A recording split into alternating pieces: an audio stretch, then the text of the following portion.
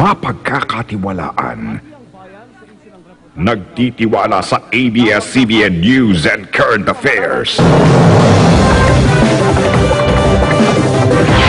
Sa ulo ng ating mga nagbabalita.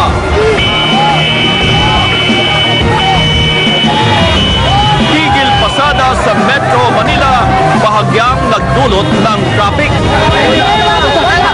Secretary Mar Rojas at Congressman Casino nagkasagutan.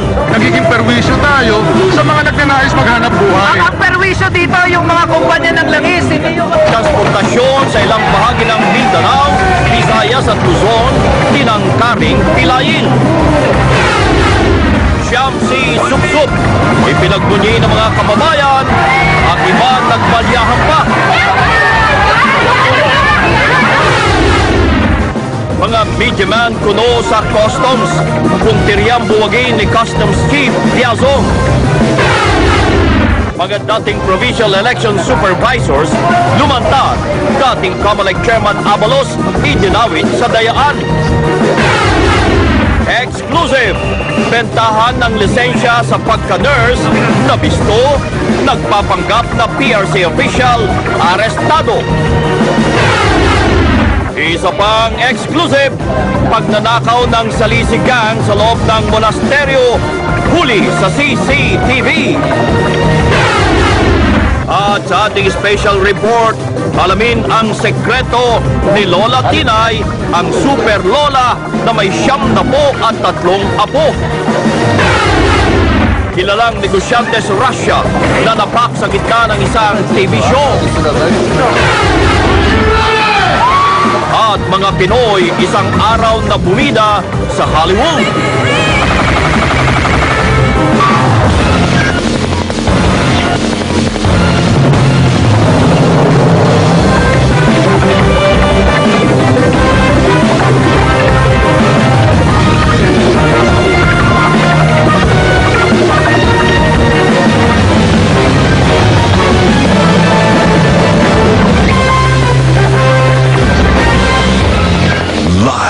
Mula sa ABS-CBN News Center, Manila, ito ang TV Patrol!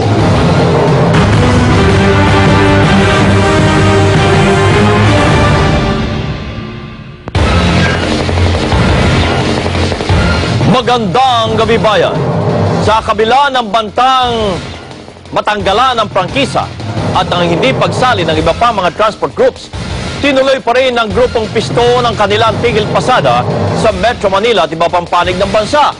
Ipinoprotesta ng grupo ang patuloy na pagtaas sa presyo ng petrolyo.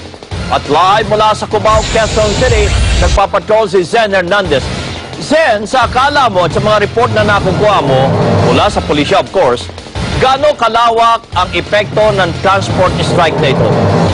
Alam mo kabayan, depende yan kung sino ang iyong tatanungin. Para sa gobyerno, maliit at halos hindi nga naramdaman itong tigil pasada na isinagawa ng piston. Pero para sa piston, matagumpay ang kanilang ginawang